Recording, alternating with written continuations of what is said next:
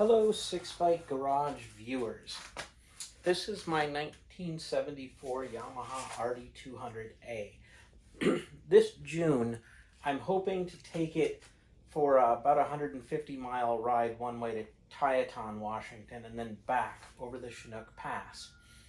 Before I do that, there's a few jobs I'd like to take care of.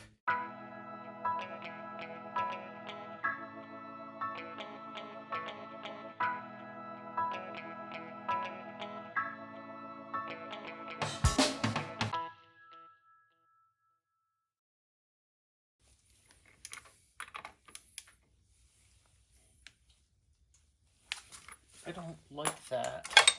It does not feel right. It feels like it's moving too easy. That's disturbing. It doesn't look like it's actually getting any tighter on there.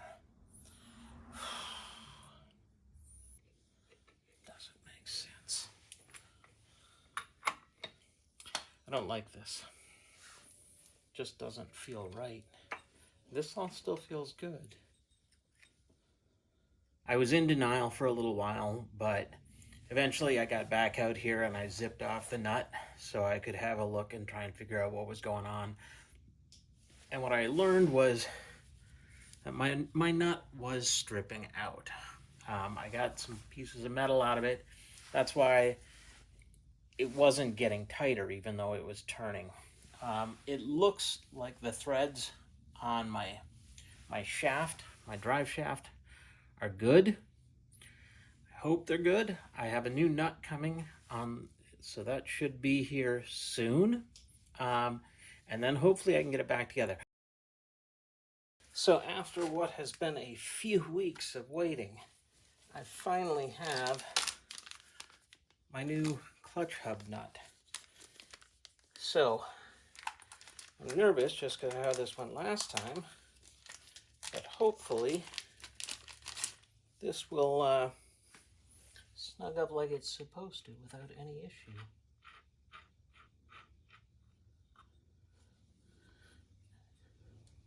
Not 100% sure, but I think this might be a bit wider than my other one. It is definitely wider. Maybe that means it's got more teeth. It was a redesign that Yamaha did at some point.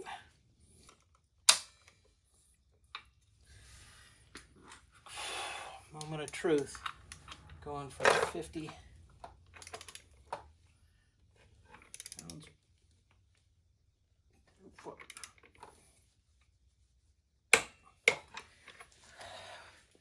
We did it. All right, that feels good. I'm going to make that click one more time. Okay. Whew. That's a long time waiting for that. I gotta figure out which side. That one looks like it'll probably go over the best.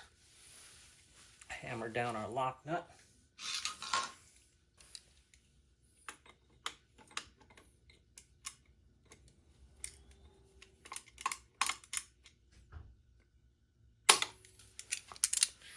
I was able to get it started with that. So now we can hammer it down.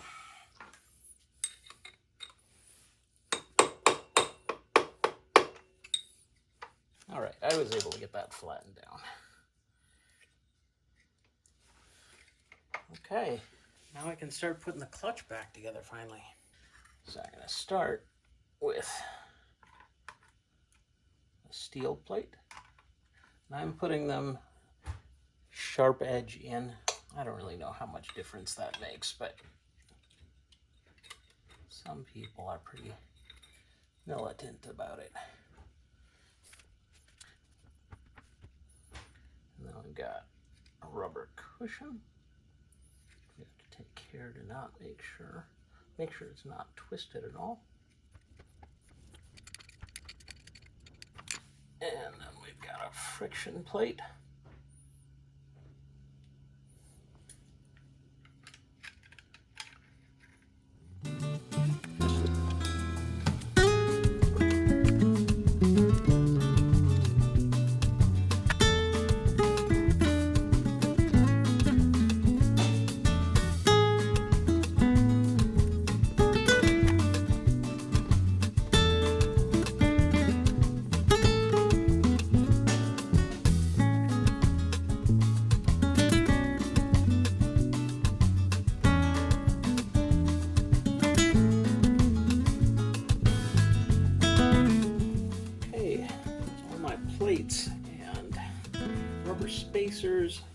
all of it. The next thing I need to make sure of is that I've got my ball bearing, which will fit in there, and then my clutch push rod. Just gonna go there. That's all good. Now,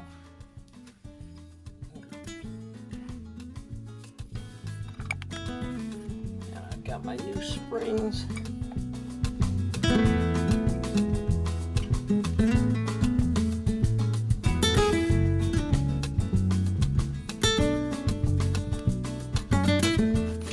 Get those tightened up.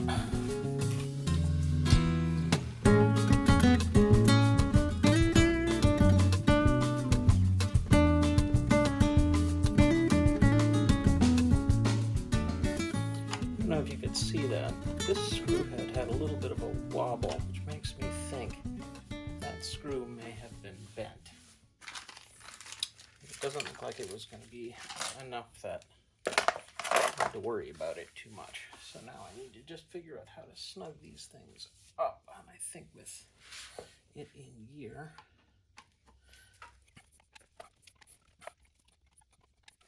I think that's all we're going to do. All right, I did decide that I am going to try and reuse the gasket. Honestly, I think it'd be a pain in the ass to get the old one off and clean, and since it came off so nice and complete, figure there's no harm in trying this. So I'm going to put some gasket maker on this side, and in the future, if it does leak, it won't be that hard to take off, and I'll already be having to clean stuff off, so.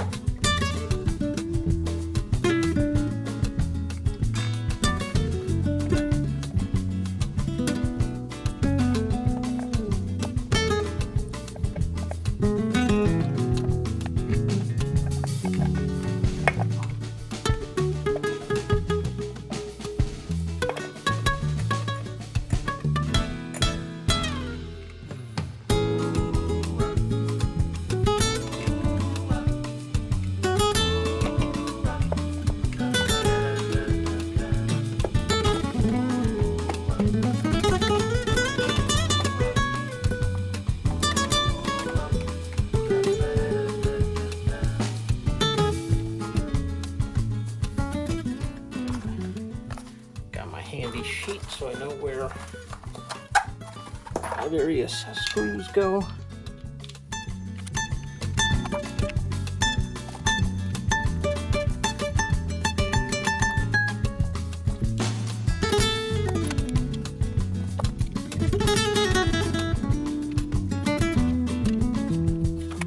The clutch is back together. All right, I have to hook up my oil lines, I have to hook up my oil pump line.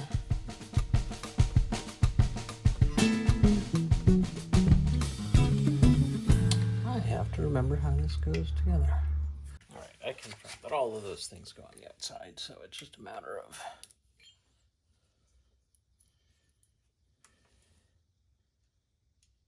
getting our line down, getting that started into the case.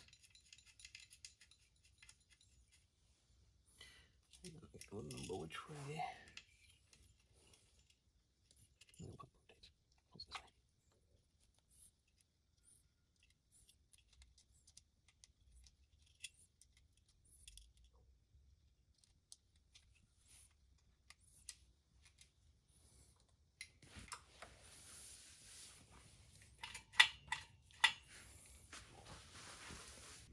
To determine the position of the lock nut, you want to look at right there. There's a pin that sticks out, and there's a corresponding dot that's on here. And if you turn the adjuster, that dot will rotate around. You want those two things in alignment, and then I can lock down my lock nut. With my lock nut tightened down, this one just holds the end of the cable for moving around.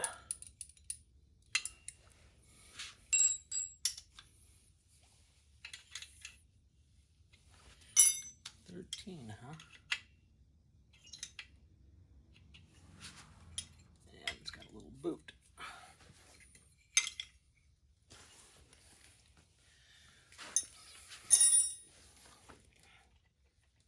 The next thing we have to check on here is our pump stroke. So you rotate this little wheel until that is as far away from the post as it's supposed to be, or as far away as it'll get. And then we check, and that tells me it should be between 8 thousandths and 8 100ths. Oh, 8 100ths is at full throttle.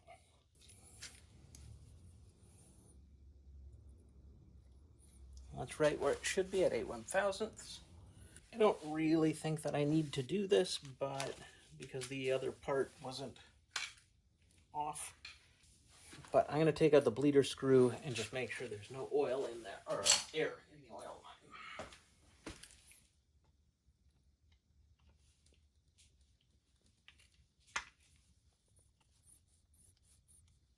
All right, oil is coming out, and with it at full throttle,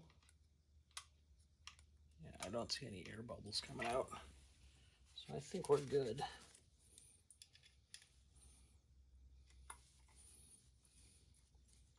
I'm going to get my oil line connected.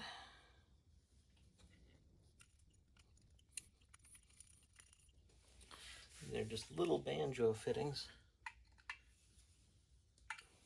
with fiber washers. So I got that one, and I've got to go get the one on the other cylinder on the other side. Okay, that is the oil lines hooked up. Cool, cool. It tells me I want 850 cc's of oil in my crankcase.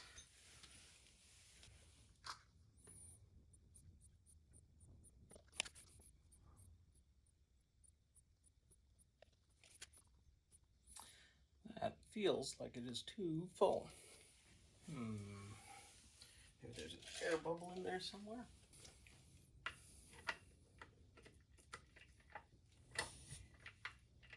Now that moved down quite a bit. All right, let's finish buttoning it up, and then I'll check the oil level again.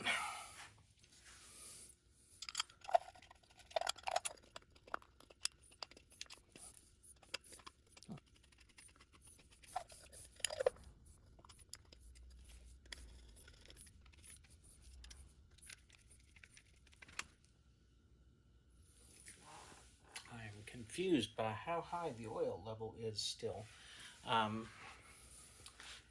It should be way down here, but it's still way up here. I am pretty confused about why it's saying it's got, or why it would have that much oil in it, because I just put the recommended amount in. So I'm going to suck some out, and because I don't want to risk over pressurizing it, I'd rather run with low oil for a couple of seconds than too much oil. Once I get this down to a reasonable level, I think I can push it out and start it up.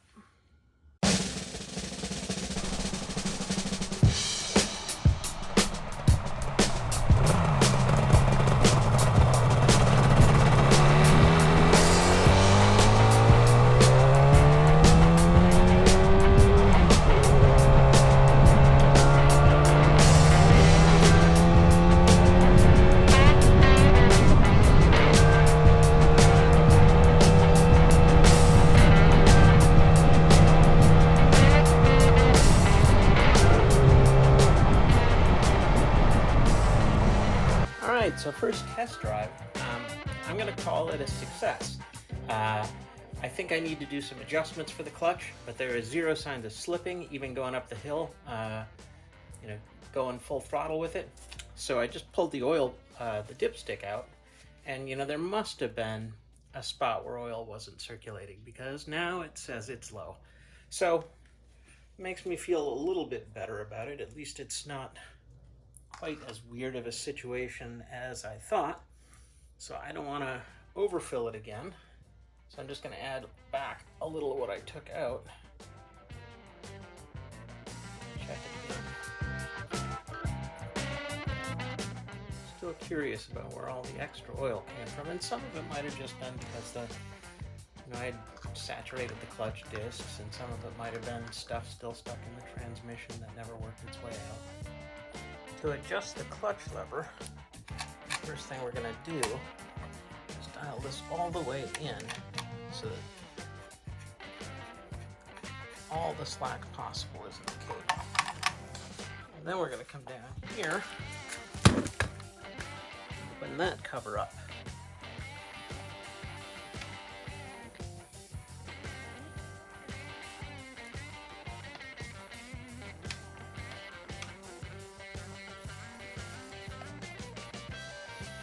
Under this cover, you're going to find a locking nut and an adjustment.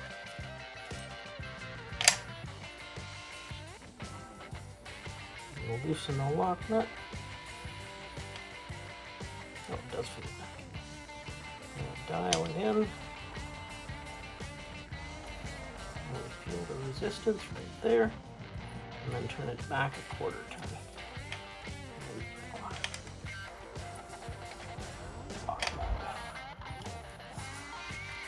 Hopefully that's right, but now we'll try and adjust it up with the lever and see how that feels. All right, I think that's good. Make sure that's locked on. Get the cap lock on there.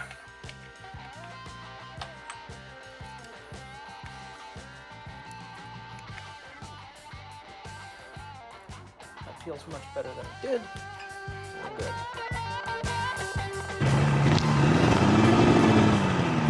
This is the hill on the west side of Beacon Hill, Dawson on the west side of Beacon Hill. And Rich, the guy with the SL125, said when he was growing up, the test of a bike was how well it could do on this hill. Now, I've been up it several times with the RD250, so it's not like that's a concern. But I did want to stop and show it to you, because it is a steep one.